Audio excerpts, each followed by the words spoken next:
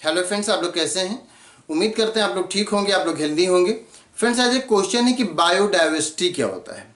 तो बायोडाइवर्सिटी आप डिफिनीशन कहीं भी देख सकते हैं। उसको समझाने के लिए आपको बस इजी सा एग्जांपल दे के आपको समझा देते हैं कि बायोडाइवर्सिटी क्या होता है। बायोडाइवर्सिटी एक्चुअली ये होता है कि कोई भी पर्टिकुलर एरिया है, उस पर्टिकुलर एरिया में कोई भी डेफिनेट एरिया है, कोई पर्टिकुलर एरिया है, उस एरिया में कौन से लिविंग ऑर्गेनिज्म कितने रहते हैं, यही वहाँ की बायोडाइवर्सिटी होती है।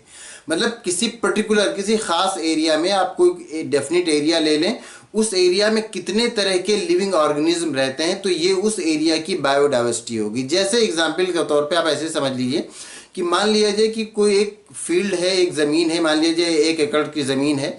तो उस एक एकड़ की ज़मीन में अगर आपने काउंट करना शुरू किया, मान लीजिए वहाँ पर घास लगे हुए हैं और आपने घास काउंट करना शुरू किया, तो जो कॉमन घास जो आपने नाम सुने होंगे वो जिस तरह से दूब है, भादा है, दूधिया है, तो ये सब घास के नाम आपने कॉमन सुने होंगे। तो इन्हीं के एग्जाम्पल दे के हम बात करते हैं कि मान लीजिए 1 एकड़ ज़मीन है, उसमें बहुत सारे घास लगे हुए हैं और आपने घास को काउंट करना शुरू किया, तो आपने उसमें पाया कि 1,500 प्लांट, 1,500 पौधे उसमें लगे हुए हैं दूब घास के। जो घास दूब होती है ना, उसके मान लीजिए आपने काउंट किया तो उसमें 1,500 दूब लगी हुई हैं। और आपने जो उसमें देखा कि भादा, ये घास कितनी लगी हुई है, भादा के कितने प्लांट लगे हुए हैं, तो आपने उसमें देखा कि 1,000 प्लांट लगे हुए हैं। आपने दूधिया को उसमें काउंट किया तो उसमें देखा कि 500 प्लांट लगे हुए हैं, दूधिया की 500 घास उगी हुई हैं। आपने उसमें देखा कि ग्रास हॉपर देखा कि कितने ग्रास हॉपर हैं, तो आपको उसमें 100 ग्रास हॉपर मिले। आपने उसमें अर्थवॉर्म देखा तो उसमें अर्थवॉर्म 90 मिले।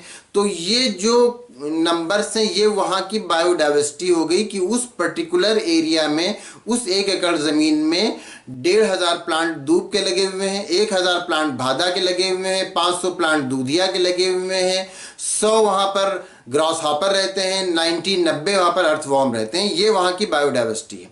अब आपने मान लिया जाए कुछ महीने बाद, 6 महीने बाद वहाँ पर देखा, तब आपने उसको काउंट किया, उसमें नंबर्स के अब कितने प्लांट्स कौन से हैं, तब आपने देखा कि अब उसमें दूब के जो पहले 1,500 प्लांट थे, 1,500 घास उगी थी दूब की, वो अब आपने देखा कि 1,000 है।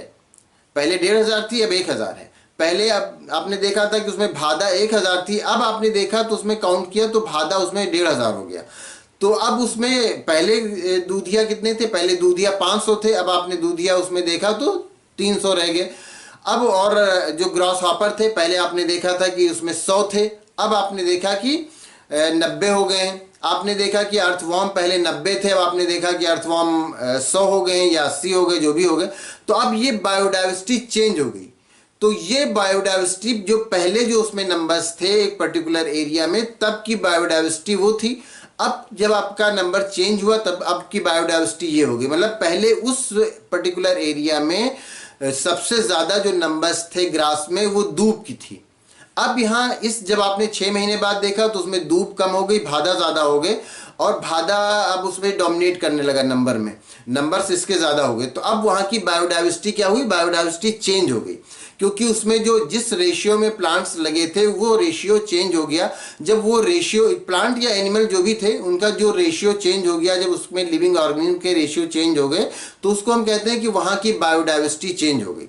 तो बायोडाइवर्सिटी यही होता है कि एक पर्टिकुलर एरिया में किस लिविंग ऑर्गेनिज्म के कितने नंबर्स हैं, कितने नंबर्स के कितने लिविंग ऑर्गेनिज्म रह रहे हैं, तो यही वहाँ की बायोडाइवर्सिटी होती है। उम्मीद करते हैं आप अच्छी तरह समझ गए होंगे कि बायोडाइवर्सिटी क्या होती है।